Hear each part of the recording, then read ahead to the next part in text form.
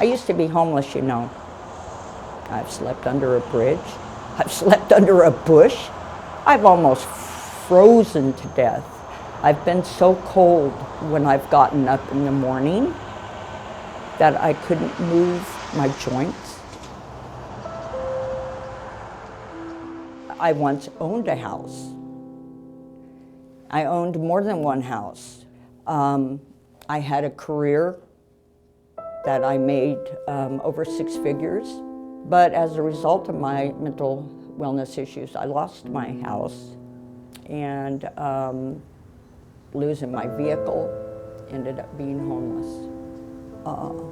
I was like a wounded animal, always looking over my shoulder because I didn't know. My mental health went downhill. And recovery was not even in the cards for me because it was just about survival.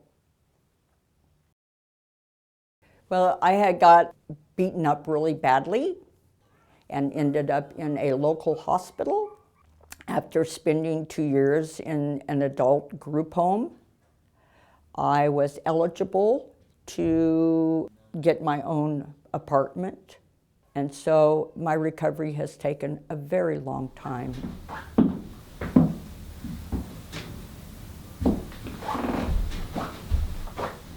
Being poor and having a serious mental health issue is there's an incredible correlation with homelessness.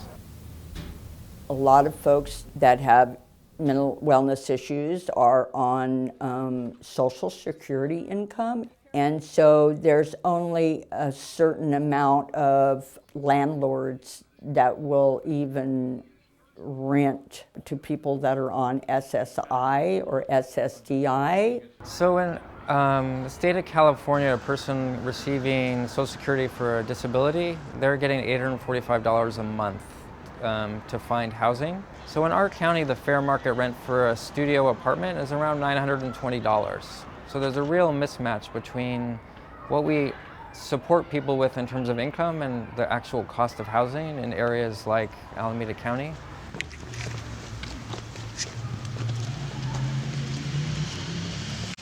There's only very few landlords that do rent to mental wellness consumers.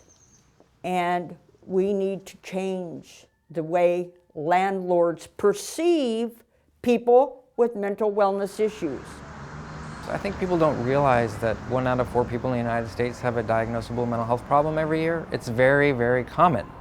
Mental health issues, unlike other health issues, are often beneath the surface for those that are looking at someone, and often that brings up a lot of resistance and feelings of insecurity among the housing providers, because there are often negative experiences with people who may have been in a crisis situation and they may have housed someone before, and then they extrapolate that one scenario to represent everybody with mental health issues. I'm always surprised at how many people are sort of overwhelmed in those situations where they had no idea that someone had a mental health issue or history, and then they disclose and like, oh wow, maybe all of my assumptions are wrong. Who else in my building maybe has schizophrenia and I don't know it? Because they're so focused on the negative in the media and in their own experience, and they extrapolate very rare situations to be the norm. They think we're violent. They think we're going to tear up their place or not pay the rent or be incompetent to take care of our own matters. And so through that perception, they close the door in our face. They're not going to rent. There's prejudice in renting because they're scared and they don't know. And so we have to educate. I'm not incompetent. I can take care of myself. If you look around my house is clean. My house looks like a house that anybody else would be living in. You know, I've never given a landlord a reason why not to rent to me. You can't tell by my house that I'm a mental health consumer. You can't tell. Come on, little plant.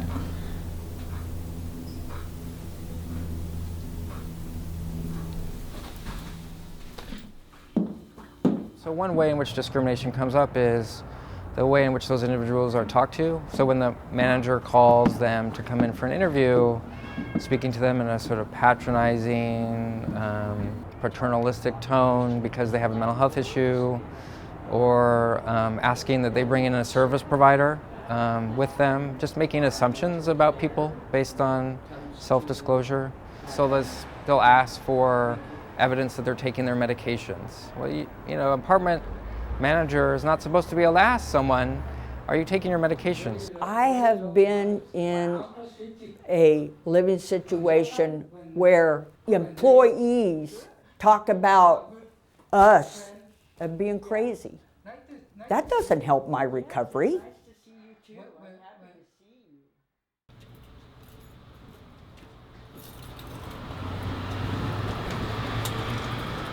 I choose to rent to people with mental health issues because they are people and they deserve housing. My grandmother on my father's side struggled with mental health issues. So I was personally affected by the struggles and the challenges. You go at it with the mindset, I'm trying to help this person retain housing. So I'm gonna do whatever I can to work through their challenges, give them the support they need, and don't give up so easy. So if you can link property management with services to work together to deal with issues that residents may have, you know, newly transitioning into a property, you try and give as much support as you can. You want them to succeed. I try to treat people fairly, with compassion, and keep their dignity.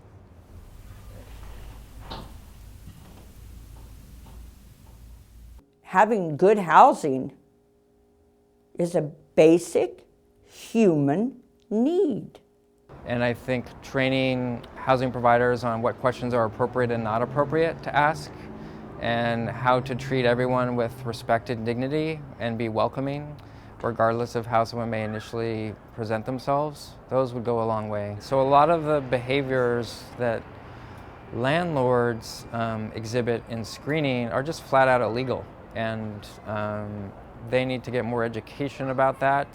We don't take any different measures for somebody that may have a mental health issue. That's not something that is a part of our selection criteria. Are you suffering from mental illness? What that is, that's not questions I would ask. So one simple thing that we're trying to do in Alameda County is encourage housing developers to let people tell their stories when they apply. So if they don't meet the stringent criteria, what about their life situation may have changed? If there's something in their past that may reflect negatively on their credit history or their eviction history. We have weekly house meetings. Well, we all sit together, clinician staff, management and residents, and we talk about the previous week, how things went, were there any issues, and we kind of have an open dialogue. And I think if landlords would open their hearts and their doors and allow more Section 8 housing certificates or shelter plus care certificates, that would be helpful in housing a whole lot more of the homeless people that are out on the street today. We want landlords to treat us like they would any of their other tenants. I think you have to treat every individual by case basis. Look at their history. Had they been a good resident? Have they paid their rent on time? Have they followed the rules? And that's how you have to judge any individual. Give people time, give them support, take into consideration that there is going to be an acclimation period. So we're just part of the mainstream of the community, and that's what landlords need to know. We're just part of the mainstream. We're no different. We're no better. We're no worse. What do we want to do? Do we want to just shun these people to the side and just forget about them? You can't do that. You know, you can't forget about people. You know, everybody has a right to housing. I come into my house every day. Sometimes I have to bite myself to see if I'm dreaming or not. That's how good it feels to have my own place. I feel free, I feel whole, And I have a lot of gratitude. I have a lot of gratitude